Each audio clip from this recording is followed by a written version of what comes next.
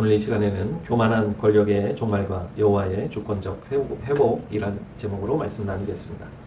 역사의 무대 속에서 영원할 것 같았던 나라들, 민족들, 또 그런 제국들은 모두 흔적 없이 다 사라져버리고 말았습니다. 여러분 왜 그랬을까요?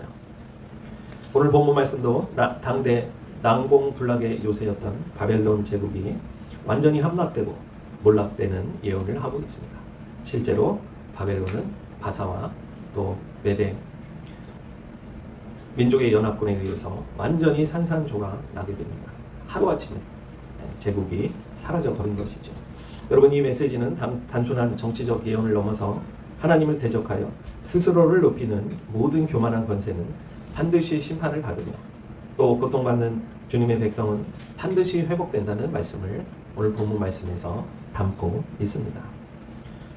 오늘 우리는 우리 삶을 통치하시는 여호와의 절대 주권을 인정하고 또 우리 내면에 숨어있는 영적 교만을 모두 다 고백하고 또 분쇄하는 은혜가 있기를 축원합니다.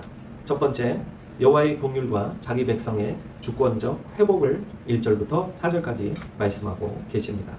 오늘 1절 말씀에 보면 긍휼히 여긴다는 말씀이 있습니다. 여기서 긍휼이라는 단어는 라함이라는 히브리어입니다. 이 단어는 어머니의 태를 뜻하는 단어입니다. 어머니의 본능적이고 뜨거운 사랑, 끊을 수 없는 생명의 연결고리를 뜻하는 단어입니다. 하나님은 이렇듯이 우리를 긍휼로 마치 어머니가 태아와 탯줄을 통해 연결되어서 생명을 공급하는 것처럼 우리를 긍휼히 여기시는 그 사랑의 끊임없는 연결이 이어지고 있다는 말씀이에요. 그래서 반드시 회복된다. 우리가 자격이 있고 우리가 하나님 앞에 신실하고 순종이 있기 때문에 하나님이 우리를 돌봐주시고 구원해 주시는 것이 아니라 하나님의 태에 연결된 자녀이기 때문에 하나님의 긍휼이 우리를 향하고 계시기 때문에 이루어진다는 사실입니다. 부모가 자식을 포기하는 적이 있습니까? 없어요. 부모는 자식을 절대로 포기하지 않아요. 포기하는 부모는 부모가 아니죠. 그래서 존 칼빈은 이사야 본문 주석을 이렇게 했습니다. 이스라엘의 회복은 인간의 공로나 바벨론의 자비에 기인해서 이루어진 것이 아니다. 오직 하나님의 언약적 신실하심과 값없는 선택, 그로 인한 결과이다 라고 말했어요. 찰스 스펄전 목사님도 하나님의 자비는 가장 깊은 감옥에 갇힌 자에게도 도달한다. 바벨론이 아무리 강할지라도 여호와의 라함, 긍휼이 발동될 때 포로의 빗장은 부서진다. 이렇게 설교했습니다. 신명기 30장 3절에 그래서 이렇게 기록하고 있어요. 내 하나님 여호와께서 마음을 돌이키시고 너를 긍휼히 여기사 포로에서 돌아오게 하시되 내 하나님 여호와께서 흩으신 그 모든 백성 중에서 너를 모으시리니. 여러분, 신명기는요 이사야서보다 훨씬 전에 기록된 책입니다. 근데 가나안 들어가기 직전, 가나안 들어가는 그 즈음에 들어가고 직후에 하나님께서 신명기를 통해서 하신 말씀이 무엇이냐? 너희들은 포로가 되어 고통을 받다가 나중에 반드시 돌아오게 된다. 그것이 바로 너를 긍휼히 여기사라는 단어 때문입니다. 하나님의 긍휼이 없다면 우리는 영원히 멸망할 수밖에 없을 것입니다. 예레미야 31장 20절에 에브라임은 나의 사랑하는 아들, 기뻐하는 자식이 아니냐? 내가 그를 책망하여 말할 때마다 깊이 생각하노라. 그러므로 그를 위하여 내 창자가 들끓으니 내가 반드시 그를 불쌍히 여기리라. 여호와의 말씀이니라. 그래서 신약성경 에베소서 2장 4절부터 5절까지 말씀해 보면 긍휼이 풍성하신 하나님이 우리를 사랑하신 그 큰 사랑을 인하여 허물로 죽은 우리를 그리스도와 함께 살리셨고 아멘. 너희는 은혜로 긍휼로 구원을 받았다는 말씀을 하고 있는 거예요. 아마 기독교 서적 중에서 가장 많이 팔린 책 중에 하나일 거예요. 우리나라에서. 오카론 목사님이 쓴 고통에는 뜻이 있다는 책인데요. 거기서는 똑같은 이야기를 하고 있어요. 이스라엘의 포로 생활과 회복을 다루면서 고난 징계 속에 담긴 하나님의 본심은 파멸이 아닌 영적 청화와 주권적 구원이다 라고 말씀하고 있어요. 여러분, 우리가 이것을 반드시 기억해야 돼요. 실제로 바벨론은 고레스 침략을 통해서 이스라엘 백성들이 해방되게 돼요. 기원전 539년 난공불락으로 여기던 바벨론 제국이 메대 바사 연합군 고레스 왕에 의해서 단 하룻밤에 함락이 됩니다. 고레스는 즉시 당시 포로로 잡혀있던 이스라엘 백성들, 그들을 예루살렘으로 돌려보내고 성전을 재건하도록 허락합니다. 고레스 칙령이에요. 이것은 세계 역사서에 나와 있는 기록입니다. 그리고 이 역사적 사건을 통해서 강력한 제국의 통치자마저도 자기 백성을 구원하시려는 하나님의 뜻에 순종할 수밖에 없다. 이 사실을 우리가 알아야 한다는 사실이에요. 두 번째는 피조물의 영적 교만과 또 교만한 자들의 비참한 추락에 대해서 12절부터 15절까지 말씀하고 있어요. 여기서 12절에 기록된 계명성이라는 단어가 있습니다. 히브리어 헤일렐이라는 단어인데요. 이것은 직역하면 빛나는 자, 아침의 아들이라는 뜻이에요. 라틴어 성경, 로마어로 기록된 라틴어 성경에는 루시퍼라고 번역이 됐어요. 아침의 아들, 또 한자어로는 계명성, 빛나는 자. 하늘에서 가장 밝게 빛나는 금성을 비유하여 바벨론 왕의 극에 달한 교만을 상징하고 있기도 합니다. 그들의 영적 교만, 또 실제적인 사탄의 타락, 사탄의 심판을 비유하는 단어이기도 합니다. 마틴 루터는 이 본문 강의를 통해서 마귀의 가장 큰 죄는 교만이었으며 바벨론 왕은 사탄적 교만을 그대로 본받았다. 스스로를 신격화하는 인간은 반드시 하나님의 보좌 앞에서 분쇄된다 라고 경고했습니다. 여러분, 신격화된다는 게 어떤 뜻인지 아십니까? 정치인이나 권력을 가진 사람이 대통령이 되면요, 신격화하는 사람들의 특징이 있어요. 그것은 자신을 탄압하고 자신을 비판하고 정당하게 자신의 잘못을 지적하는 언론이나 사람을 탄압한다는 사실. 교만한 사람들의 특징이에요. 자신을 신격화하는 인간들의 모습입니다. 조나단 에드워드는 교만은 인간을 하나님과 원수되게 만드는 가장 영악한 죄다. 스스로 하늘에 오르리라 장담하는 자마다 하나님의 공의의 무게에 눌려 수월의 깊은 구덩이로 떨어지게 될 것이다 라고 선포했어요.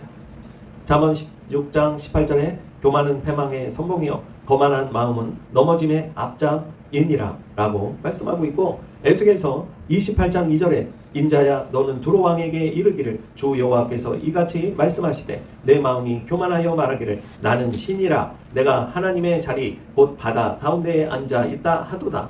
내 마음이 하나님의 마음 같은 채 할지라도 너는 사람이요 신이 아니거든을 이라고 말씀하고 있습니다. 두로 왕도 교만했어요. 결국 그 나라 어떻게 됐습니까? 완전히 멸망하여 역사의 흔적조차 제대로 남아있지 않습니다. 누가복음 14장 11절에 그래서 예수님이 무릇 자기를 높이는 자는 낮아지고 자기를 낮추는 자는 높아지리라 라고 말씀하신 거예요. 김남준 목사님은 교만이 어떻게 인간의 영혼을 잠식하고 또 하나님의 관계를 단절시키는지 심층적으로 분석하고 자아를 우상화하는 현대인의 영적 실상을 잘 고발하고 있어요. 여러분, 현대인들이 얼마나 자신을 높이는지 아십니까? 그것을 뜻하는 게 뭐예요? 자신의 삶과 인격을 명품으로 포장을 해요. 그것이 자신의 위치와 자신의 모습을 아름답게 만드는 것이라고 믿는 거예요. 하지만 그렇지 않다는 사실입니다. 그래서 데니얼 카너먼이 Think Fast and Slow라는 책에서 이렇게 설명하고 있어요. 인간의 과도한 자신감, 편향을 기록하고 있는 내용인데요. 권력의 정점에 선 리더들이 자신의 능력을 과신하고 리스크를 무시할 때 발생하는 판단 오류는 개인과 조직을 파멸을 이끈다. 한마디로 교만하게 판단하는 리더. 여러분, 얼마나 수많은 리더들이 기업을 일으키고 성장을 시켰다가 역사 속에 이름도 없이 사라진 기업들이 얼마나 많아요. 당대에는 가장 많은 재산과 또 주식, 주가를 기록했었지만 그들의 잘못된 교만한 판단으로 다 사라지고 없어진다는 이야기입니다. 존 밀턴의 신라권에 보면 타락천사 루시퍼의 대사가 나오는데요. 하늘에서 종이 되느니 지옥에서 왕이 되겠다. 여러분, 이 말이 이해가 돼요? 하나님의 종이 되는 건 영광이에요. 여러분, 진실 안에 진리 안에 사는 거예요. 그런데 지옥에서 왕이 되겠다는 건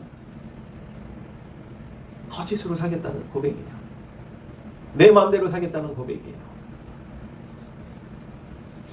이 본문 말씀을 우리가 절대 잊지 말아야 합니다. 마지막 셋째, 역사를 주관하시는 여호와의 절대 주권과 작정이 있음을 우리가 알아야 합니다. 24절부터 27절까지 기록된 전체 결론에 해당하는 말씀입니다. 이 본문은 인간 제국 바벨론 제국의 흥망성쇠를 작정하고 패하시는 여호와의 경영과 절대 주권을 선포하고 있어요. 여러분 이것을 기억해야 돼요. 인간 제국이 아무리 강한 군사력을 가지고 있을지라도 역사의 진정한 경영자는 오직 여호와 하나님 한 분뿐이시라는 사실을 알아야 합니다. 그럼 러시아와 우크라이나가 전쟁을 벌인 지가 벌써 3년이 가까워지고 있어요. 모든 사람들이 그랬어요. 러시아가 밀고 내려갔으니 세계 군사력 2위인 러시아가 정말 작은 우크라이나 땅을 침범했는데 여기는 이제 금방 점령한다. 길어야 일주일이다. 3일이면 항복할 거다. 이렇게 얘기했어요. 여러분 근데 죽기를 각오하고 결사항전을 하니까 지금까지도 러시아가 쩔쩔매고 있어요. 시간이 지날수록 도리어 우크라이나가 엄청난 드론 기술을 개발해서 러시아 본토 1000km, 2000km 가까이 떨어진 곳에도 드론 공격을 하고 있습니다. 여러분 하나님의 역사는 어떻게 될지 모르는 거예요. 교만하게 힘으로 모든 것을 다 해결하고 힘으로만 찍어 누르려고 했던 러시아가 도리어 큰 어려움에 처했다는 사실을 역사적으로도 우리가 보고 있어요. 여기 24절에 보면 하나님이 경영하셨은즉이란 단어가 나옵니다. 야하츠라는 단어인데요. 여러분 이 말씀은 계획하다, 작정하다 라는 뜻이에요.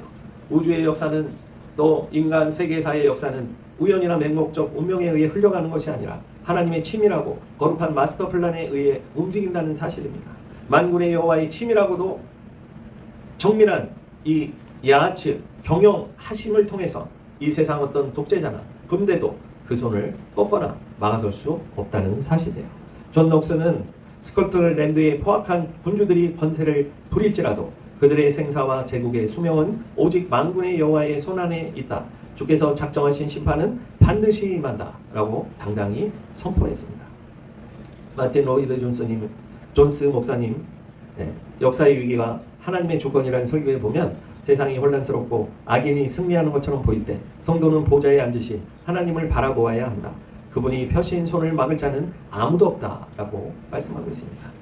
이사야서 46장 10절에 내가 시초부터 종말을 알리며 아직 이루어지지 아니하는 일을 예적부터 보이고 이르기를 나의 뜻이 설 것이니 내가 나의 모든 기뻐하는 것을 이루리라 하였노라. 아멘.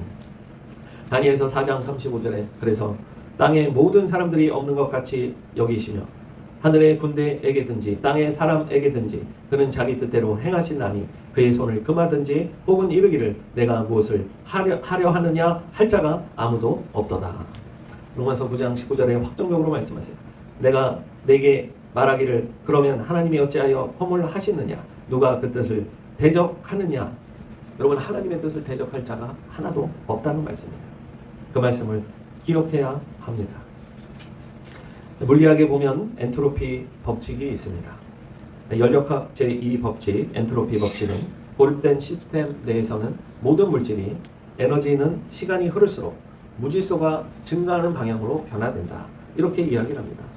그러나 이 거대한 우주가 수십억 년이 흐르는 동안 완전한 질서와 또 물리법칙을 유지하며 운영되고 있다는 사실이에요. 절대로 무질서하게 움직이고 있다는 것이 아닙니다. 왜 그렇습니까? 그것은 외부에서 끊임없이 에너지가 공급되고 있다는 사실이에요. 하나님의 개입, 하나님의 역사가 이루어지고 있다는 증거입니다. 여러분 말씀을 맺겠습니다. 여러분 그렇다면 우리가 어떻게 살아야 할까요? 첫 번째로 개인의 내면, 영적 우상 숭배인 자아, 교만 이것을 십자가에 못 박아야 합니다. 바벨론 왕처럼 내 삶을 내가 왕이 돼서 왕 노릇하며 사는 이런 교만한 모습을 버려야 합니다. 내가 가진 재능, 물질, 건강 이거 다 내 거야. 천만의 말씀이야. 하나님이 가져가시면 아무것도 남는 것이 없습니다. 두 번째, 가정과 교회 공동체에서 군림하는 권세가 아닌 종의 모습으로 살아야 한다는 거예요. 가정 내에서 부모라는 지위로 자식에게 군림을 하거나 또 교회 공동체 내에서 직분과 연수를 자랑하며 타인을 통제하려는 바벨론식 권위주의를 버려야 합니다. 여러분 오직 긍휼함과 자비와 사랑을 가지고 교회 공동체와 가정을 세워가야 될 줄 믿습니다. 마지막 세 번째, 세상 속에서 그렇다면 우리는 어떻게 살아가야 할까요? 여러분 불의가 창궐하고 있습니다. 너무나도 이 나라 이 민족이 어려운 가운데 있습니다. 직장을 가도 우리가 속한 공동체 속에서도 참 진리와 정말 하나님의 뜻대로 살아가려고 하는 사람보다는 대충 속이고 대충 타협하면서 살아가려는 모습이 너무도 많다는 사실입니다. 여러분, 이럴 때일수록 세상의 편법과 타협하지 말고 오직 공의로우신 하나님, 결국 모든 악을 심판하실 것을 믿으며 정직하고 성실하게 그리스도인의 사회적 책임을 다하며 살아가야 합니다. 악인들의 위세에 위축되지 마십시오. 오직 역사의 주인이신 여호와만 두려워하고 담대히 살아가야 될 줄 믿습니다. 사랑하는 성도 여러분, 세상의 아침은, 세상의 영광은 아침 안개와 같이 순식간에 사라집니다. 하늘을 찌를 것 같던 바벨론의 그 권세도 소월의 구덩이에 던져져 구더기 위에 눕는 신세로 전락한다는 사실을 잊지 마시고 오직 하나님의 주권 아래 겸손히 엎드려 살아가는, 축복을 누리는, 안식하는 우리가 다 되시기를 간절히 축원합니다. 기도하겠습니다. 거룩하고 사랑이 많으신 하나님, 우리가 무엇이간데 이렇게 축복하고 사랑해 주시나이까. 주여, 우리의 삶과 우리의 모든 것들을 주께서 붙들어 주시고 하나님 한 분만 바라보며 겸손히 살아가게 도와주옵소서. 이 시간도 하나님께서 함께 하시고 한 주간도 또한 지켜주실 것을, 통치해 주실 것을 하나님의 주권을 믿사오며 우리 주 예수 그리스도의 이름으로 기도했습니다. 아멘. 지금은 우리 주 예수 그리스도의 은혜와 하나님 아버지의 무한하신 사랑하심과 성령님의 감동 감화 축복하시는 은혜가 오늘 내가 내 자리에 왕으로 사는 것이 아니라 겸손히 우리 예수님만 나의 생명의 구주로, 내 인생의 주인으로 모시고 살아갈 것을 고백하며 또한 교만함을 모두 내버리고 회개하는 우리 머리 위에, 가정 위에, 일터 위에, 또 사업장 위에 하시는 모든 일들 위에, 사랑하는 자녀들 머리 위에, 함께하는 모든 영혼들 위에 이제로부터 영원토록 함께하옵시기를 간절히 축원하옵나이다. 아멘.